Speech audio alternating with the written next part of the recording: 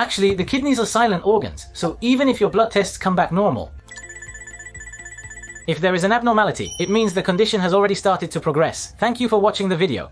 This is YouTube Medical University. Everyone, the kidneys are actually silent organs. Even if kidney function drops from 10 to 9, 8, 7 or 6, symptoms usually do not appear. And what's more, once kidney function deteriorates, it almost never returns to normal. It is said that it almost never recovers. Even in outpatient clinics, many people say they wish they had noticed earlier, or that if they had known sooner, they might not have needed dialysis. The kidneys are very important organs that remove waste from the whole body through urine. If the kidneys stop functioning, waste can't be expelled as urine and starts to build up in the body, causing itching, swelling, and in the worst cases, loss of consciousness or even life-threatening situations. The only option to prevent this is dialysis. The most common type, hemodialysis, is done 3 times a week, with each session lasting 4 to 5 hours. If you include travel time, it takes even longer. With that much time required, it becomes difficult to continue your usual work, housework, or even enjoy your hobbies. Once you start dialysis, dietary restrictions also become strict, making it hard to enjoy meals. To avoid that,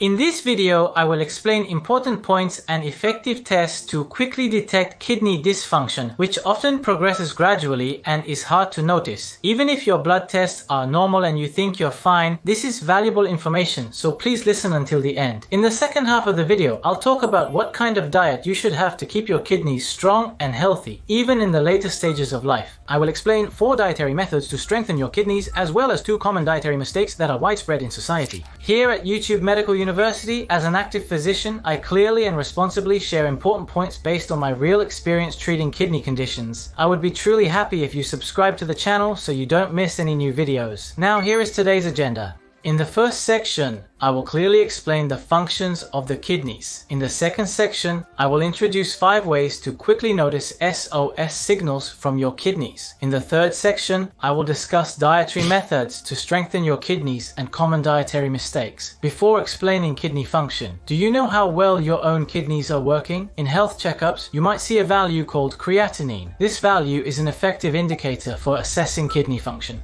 Creatinine is a substance related to the proteins in our body. This creatinine is filtered out through urine, so it is excreted from the body via the kidneys. If kidney function declines, creatinine starts to build up in the body, so a blood test can be used as an indicator of weakened kidney function. However, this value can vary greatly depending on your age and gender, so even if it looks normal at first glance, your kidney function might actually be declining. In such cases, I recommend looking at the glomerular filtration rate value, also known as the glomerular filtration rate. There are a lot of kanji characters, so it might seem confusing, but it's actually simple. Think of this as a measure of how healthy your kidneys are. To put it simply, the normal glomerular filtration rate value is about 100, as your kidney function, which starts at 100, gradually decreases to 90, 80, 70, and then 60. It is considered chronic kidney disease, and treatment with medication may become necessary. Dietary therapy and other treatments are recommended. That's why this glomerular filtration rate value is important for checking your kidney function.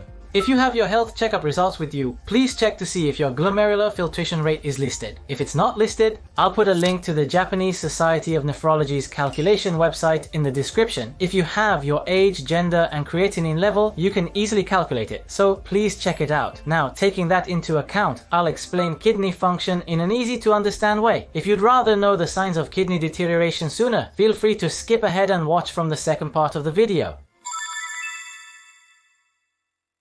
Actually, the kidneys don't just produce urine. In fact, the kidneys also send signals to produce blood, and they're also very important organs for strengthening your bones. In fact, it's said that when your kidneys become unhealthy, your risk of fractures triples. Some of my outpatients have developed kidney problems, and as a result, they can't produce blood properly. They ended up with anemia and needed treatment to help produce blood. There are also many people to whom I prescribe medication to help produce blood. So let me explain the 3 main functions of the kidneys. The first is the function of excreting excess substances from the body as urine. Simply put, the kidneys act as a cleaning system for the body's waste products. What do they clean? They remove toxins produced in the body and excess water. And they also remove unnecessary substances like sodium and potassium. They excrete minerals as well. Secondly, the kidneys also play a role in producing blood. Actually, human blood is produced in the bone marrow inside our bones, but the kidneys are also involved in this process. A hormone called erythropoietin sends a signal to the bone marrow to produce blood, which is how blood is made in the bone marrow. In other words, without this erythropoietin, blood cannot be produced, leading to anemia.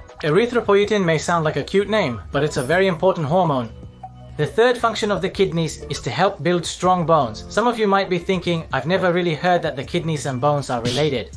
Actually, the kidneys are very important for absorbing calcium. The kidneys play a role in activating a certain vitamin. In other words, thanks to the kidneys activating this vitamin, the vitamin works, and the calcium we take in through our mouths, which is the raw material for bones, is absorbed, making our bones stronger. That's why even if people with kidney problems have normal bone density test results, it's said that their risk of fractures is 2 to 3 times higher. Those are the 3 important functions of the kidneys. Let's quickly review them here. The kidneys have 3 main functions: removing excess waste from the body as urine and producing erythropoietin, which they secrete a hormone that sends signals to the bone marrow to produce blood. And the third function is that the kidneys activate a very important vitamin needed for calcium absorption. Here at YouTube Medical University, from a doctor's perspective, we share information responsibly. While there is a lot of easy to understand and useful information online, there is also some incorrect information. I think it's important to have at least one reliable source of information, so you don't end up regretting relying on the wrong information. We'll continue to provide clear explanations based on data, so if you found this helpful, I'd really appreciate it if you subscribe to the channel.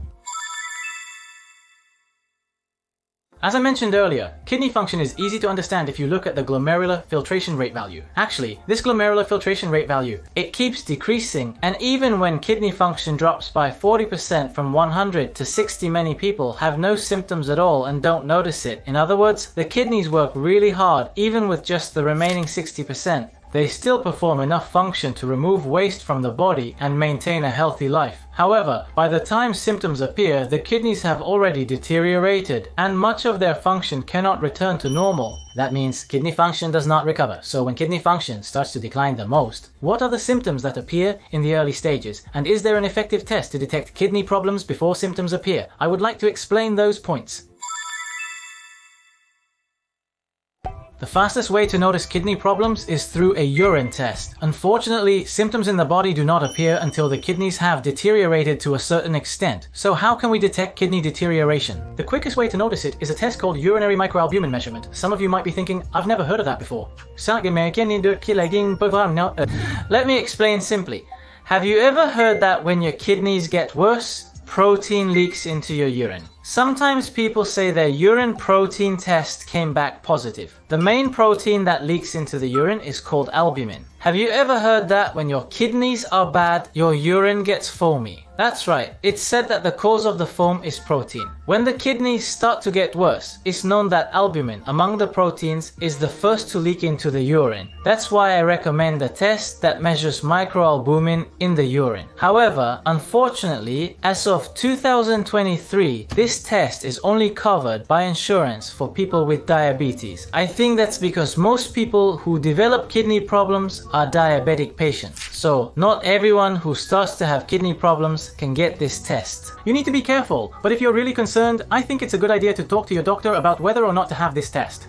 Actually, this microalbumin test hasn't been explained at all in other videos, so I wanted to mention it here. Now, the second fastest way to notice kidney problems is through blood and urine tests. Some of you might be thinking, another test, but don't worry. The tests I'm introducing here are ones you can easily get during a regular checkup. Here's an interesting fact about the kidneys. Why do you think kidney function can get worse without showing any symptoms? For example, let's say your kidney function is at 10. As your kidneys gradually get worse, your kidney function will decrease from 9, 8, 7, 6, and so on.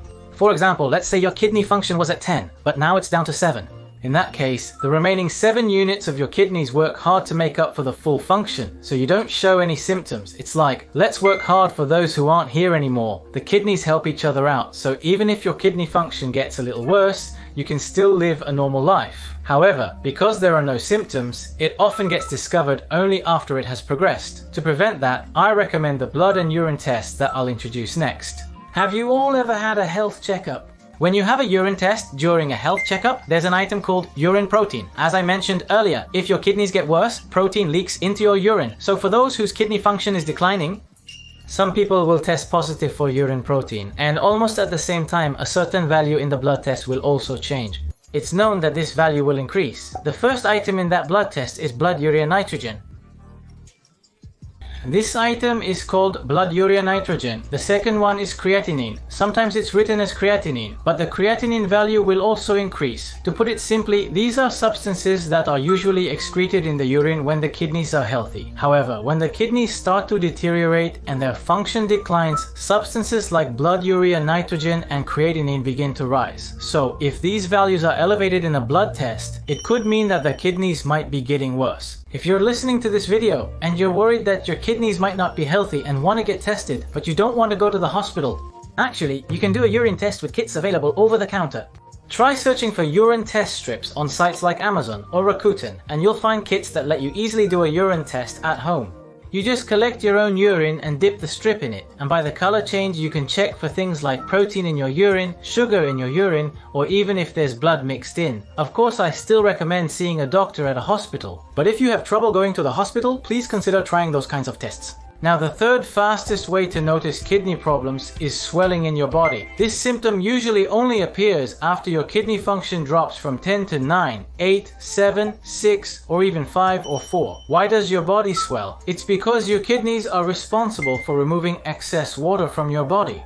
When your body can't get rid of excess water, you start to swell. And since we live on Earth, gravity also plays a role. Because gravity pulls everything from top to bottom, the swelling tends to appear in the lower parts of your body. Swelling often starts in your legs. There's an easy way to check for swelling in your legs. Press your shin with your thumb. Everyone, you know the hard part of your shin, right? The hard part on your shin. Press firmly with the pad of your thumb for 10 seconds. After 10 seconds, quickly release your thumb. If the indentation doesn't go away quickly and stays there, it could be a sign of kidney problems. There is a possibility of swelling in your legs. If you notice this symptom, please make sure to get it checked. Please consider seeing a doctor at the hospital. But doctor, if these symptoms appear when kidney function is down to 4 or 3, what does that mean? Even if it's found, isn't it already too late? I think many people feel that way. However, that's not always the case. This might be a bit complicated, but actually, if the kidneys gradually and chronically lose function, they can't return to normal. However, if the kidneys worsen due to some infection, dehydration, or another sudden illness, with proper treatment and care,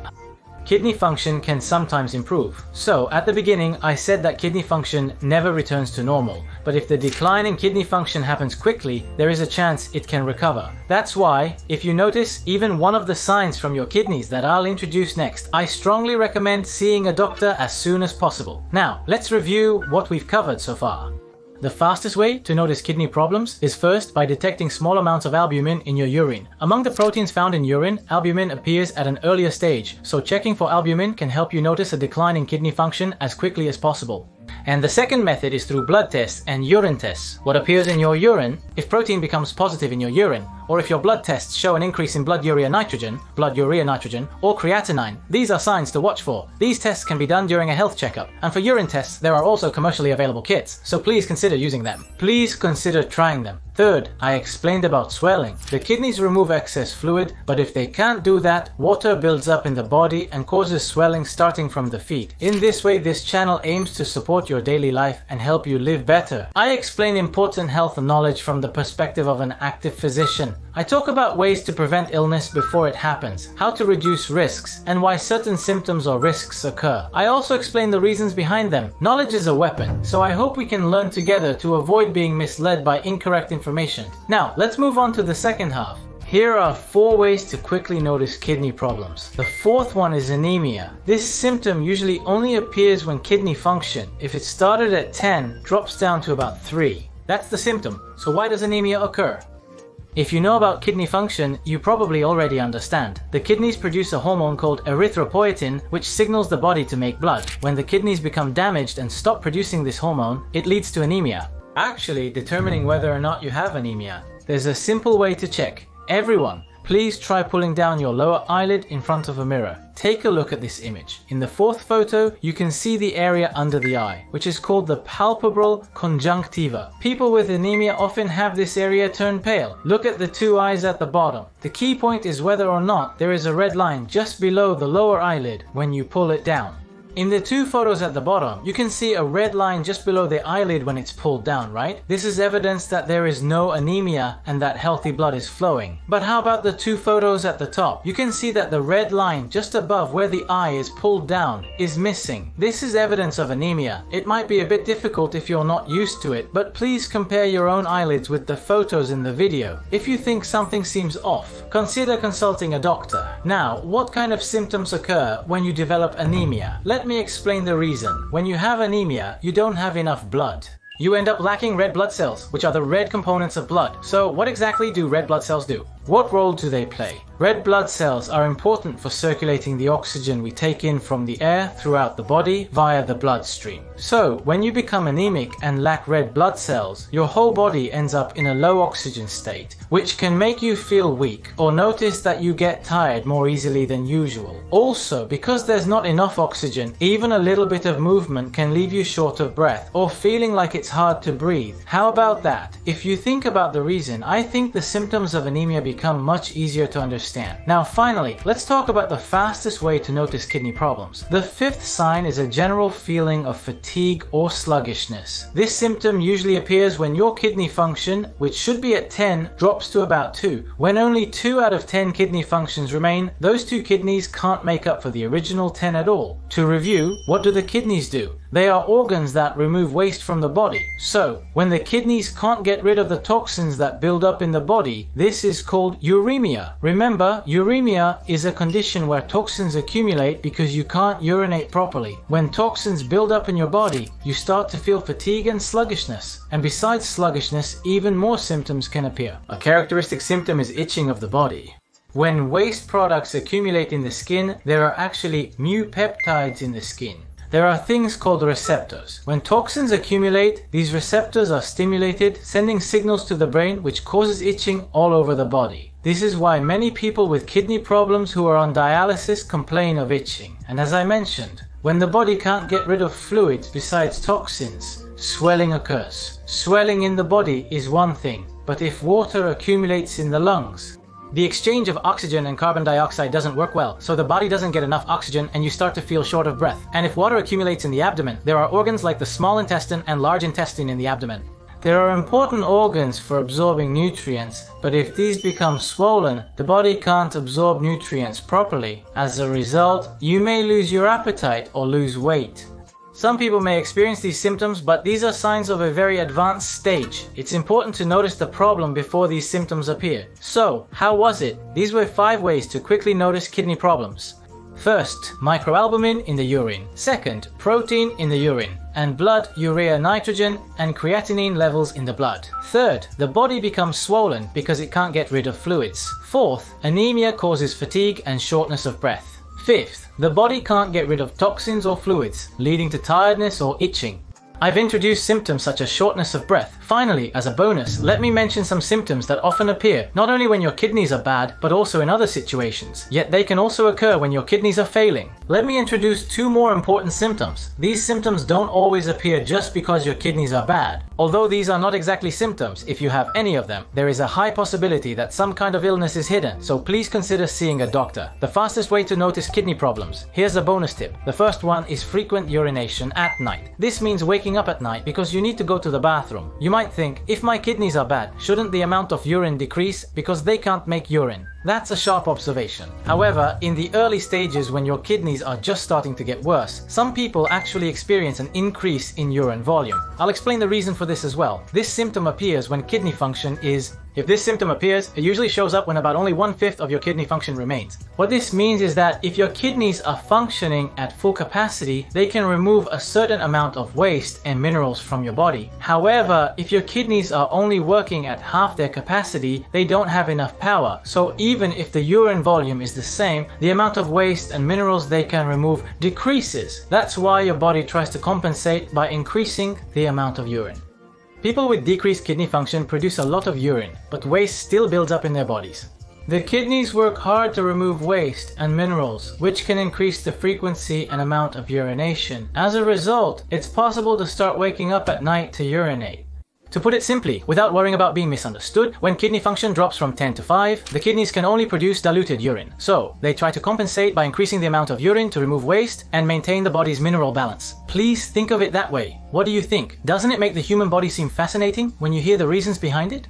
Please remember that this can also happen due to an enlarged prostate or inactivity, so it's not limited to just the kidneys. The second extra method to quickly notice kidney problems is a rise in blood pressure. Actually, I didn't explain this at the beginning because it's a bit complicated, but the kidneys also regulate blood pressure in the body. Do you know what determines blood pressure in the first place? It's the amount of blood the heart pumps out each time, and the resistance of the blood vessels. Think of it as the width of the blood vessels. The amount of blood the heart pumps out each time is also related to the amount of blood filling the vessels. So if your kidneys aren't working well and you can't urinate properly, the amount of fluid in your blood vessels increases, which can raise your blood pressure. So if your blood pressure suddenly starts to rise even though you haven't changed your diet recently, it could be a sign that your kidneys are getting worse. What do you think about that? Here are 5 ways to quickly notice worsening kidney function. First is a urine test, and more specifically, checking for microalbumin in the urine. Second, I explained both urine and blood tests. When your kidneys get worse, protein leaks into the urine, so the urine protein test becomes positive. In blood tests, you would look at things like blood urea nitrogen and creatinine. Since the kidneys can't remove waste products, blood tests for these substances start to rise. Third, I explained about swelling in the body. The kidneys remove excess water, so if this water builds up in the body, swelling begins. Please press your shin with your thumb for 10 seconds and check if the indentation doesn't return to normal. Fourth, I explained about anemia. If the red line under the conjunctiva below your eyes is gone, you might have anemia. Fifth, I explained symptoms like fatigue, itchiness, and shortness of breath. These can be caused by uremia, where the kidneys can't remove toxins, or by fluid eventually accumulating in the lungs or abdomen, leading to shortness of breath. I explained that when waste products accumulate in the skin, it can cause itching all over the body. Finally, I mentioned that although it's not always due to the kidneys, there are some additional symptoms that may appear when kidney function worsens. The first of these is an increase in urine output. I explained that you may wake up at night to use the bathroom, and secondly, that your blood pressure may suddenly rise. So, in the third section, I'll talk about how to keep your kidneys healthy for a long time, even in the later stages of life, and what kind of diet you should eat to strengthen your kidneys. I will explain 4 recommended dietary methods and 2 incorrect dietary methods. 4 dietary methods to strengthen your kidneys. The first one is to pay attention to phosphorus. Have you ever heard of phosphorus? Most of you probably haven't. Phosphorus is important for building teeth and bones in our body, and it's also a very important substance when we eat food and convert it into energy. If you live a normal life, you don't really need to pay special attention to your phosphorus intake. However, if your kidney function is deteriorating, your body has trouble excreting phosphorus through urine, which causes phosphorus to build up in your body. As a result, this can lead to heart problems, calcification, and hardening of blood vessels throughout the body, and an increased risk of clogged arteries. This is what happens in patients with kidney problems. Studies have shown that when the concentration of phosphorus in the blood increases by just 1 unit, the risk of death rises by 18%. In other words, for people whose kidneys are getting worse, phosphorus is very important to pay attention to. It's something you really need to be careful about. According to American guidelines, the recommended daily intake of phosphorus for healthy people is up to 700 milligrams. But even if you hear 700 milligrams, it's hard to understand what that means. Actually, phosphorus is found in a variety of foods. It's contained in processed foods and additives, and it's difficult to know exactly how much is in them. Even if you look at the ingredient list on the back of food packages, you'll see things like disodium phosphate, acidulants, pH adjusters, and emulsifiers. These also contain phosphorus. Now let me introduce an easy way to prevent excessive phosphorus intake. Avoid processed foods. Ham, bacon, instant foods, and other processed products contain not only a lot of phosphorus, called inorganic phosphorus, but also phosphorus that is highly absorbable. On the other hand, natural protein sources like meat, fish, natto, and tofu contain organic phosphorus, which is also phosphorus, but it's found naturally in foods. Phosphorus in these natural foods has a low absorption rate, so even if you consume it, it's not easily absorbed, which is an advantage. In contrast, processed foods contain phosphorus that is more easily absorbed. The absorption rate of inorganic phosphorus is about 90%, and animal-based proteins also contain phosphorus. The inorganic phosphorus found in meat and fish has an absorption rate of about 50%, while the organic phosphorus found in plant-based proteins like natto and tofu has an absorption rate of 30%.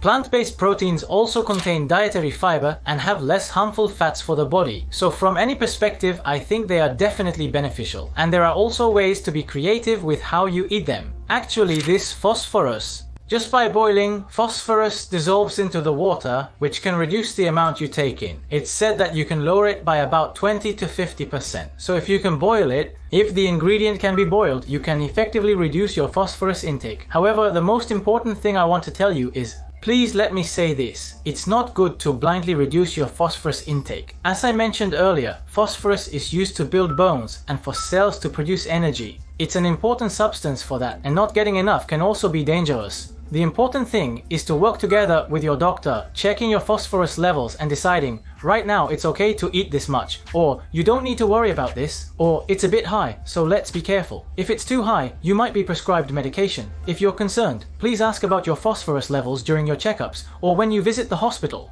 Ask, how are my phosphorus levels? Should I be careful? Now, the second of the 4 dietary methods to strengthen your kidneys is coffee. This might be surprising, right? On YouTube. Even in videos, this hasn't really been mentioned. Actually, coffee contains anti-inflammatory substances like caffeine that help reduce inflammation. Because it contains a lot of these substances, it's now even being mentioned in kidney guidelines as possibly effective for preventing kidney function from worsening. Studies involving about 500,000 people both in Japan and abroad have been conducted. According to a highly reliable study that combined 12 different studies, consuming coffee is linked to the development of kidney disease. The results showed that the risk was reduced by as much as 14%, and as a guideline for intake, people who drank 2 or more cups of coffee a day had a lower risk of developing kidney disease compared to those who drank less than 1 cup. And that's not all. It can lead to end-stage renal failure, the final stage of kidney disease. It is said that the risk was also reduced by 18%, and kidney disease can lead to death. It is also said that the risk decreased by 28%. Isn't this surprising? In this way, there are many studies showing that coffee has a definite effect in suppressing kidney disease. However, in order to obtain more evidence and data, we still need to do more. It is said that more research is needed, and since we are still in the research stage, the effects are only expected to a certain extent, but at the very least, it is noted that there is no harm. So, if you can drink coffee, why not give it a try? In addition, when it comes to the effects of coffee, there are also benefits for fatty liver and beyond.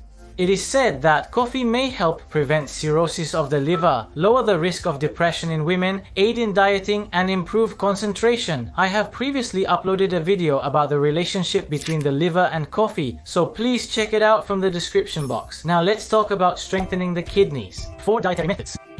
The third one is dietary fiber.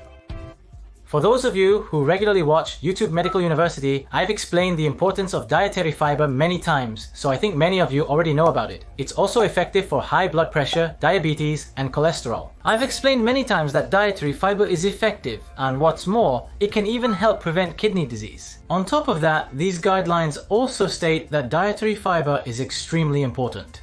They tracked more than 2,500 people over a period of 12 years. In the study, they compared a group that based their diet on healthy vegetables with a group that ate vegetables the least frequently, and the group that consumed the most vegetables had a lower mortality rate. The results showed that their risk was reduced by as much as 26%. In other words, it is said that dietary fiber is very important for patients with weakened kidneys to consume in order to live a healthy life in the future. Especially due to kidney problems, it is believed to be highly effective in preventing diseases where blood vessels become blocked, such as myocardial infarction and cerebral infarction. However, there is one thing you need to be careful about here.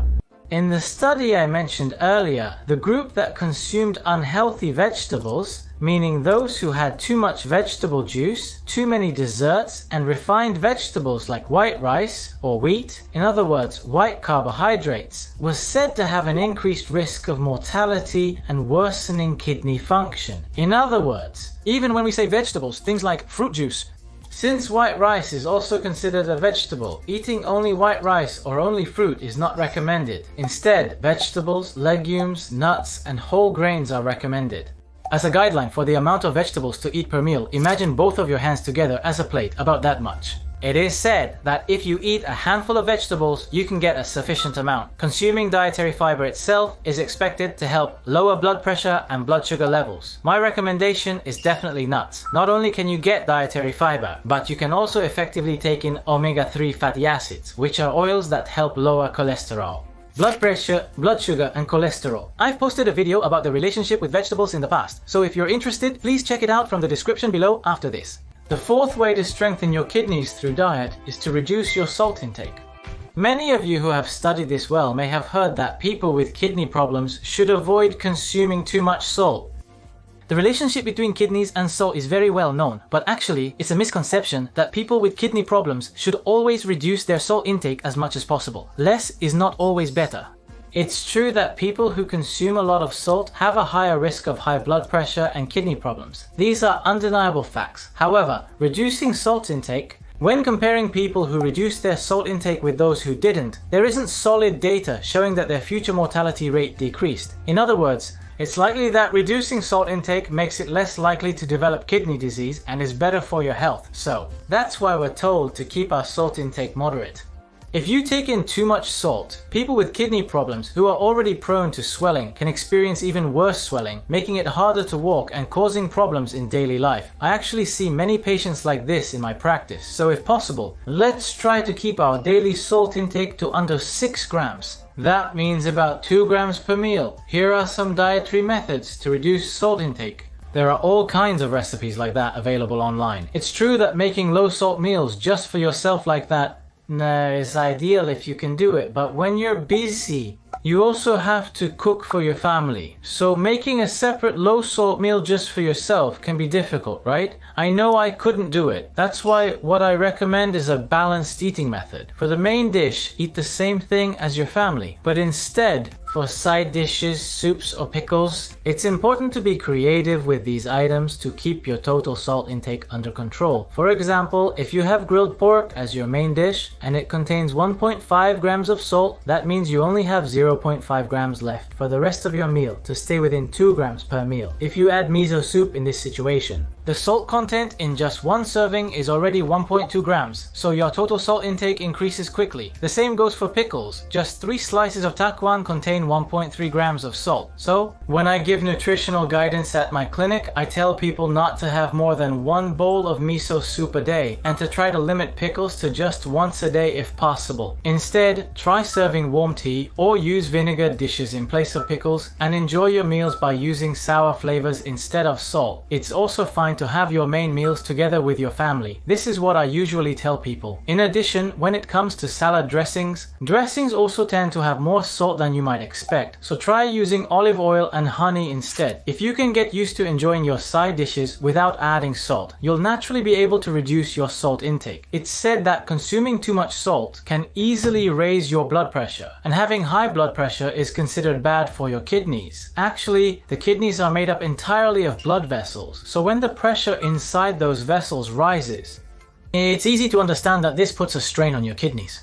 For people whose blood pressure is 140/90, it's said that the kidney function level, called glomerular filtration rate, which I explained at the beginning, decreases by about 5 each year. If your current glomerular filtration rate is only 50 out of 100 and your blood pressure is 140/90, it will keep dropping by 5 each year. So after about 8 years, you're 10. At that point, you might have to start thinking about dialysis, as your condition could worsen that much. Having poor kidney function, for those people, blood pressure is extremely important, so please be careful. Please also check out the video on high blood pressure from the description box. Now, what I want to emphasize the most is that while eating habits to strengthen your kidneys are important, following the wrong diet can actually harm your health. I want to help prevent that. In reality, some people end up believing in and following incorrect dietary information. Rather, not so much. There are even patients whose kidney function worsens or whose health declines. So, let me explain 2 common incorrect dietary methods here. The first incorrect dietary method is drinking a lot of fluids. It's true that the kidneys are made up of many blood vessels, and by filtering through those blood vessels, urine is produced. Urine is produced like a coffee filter.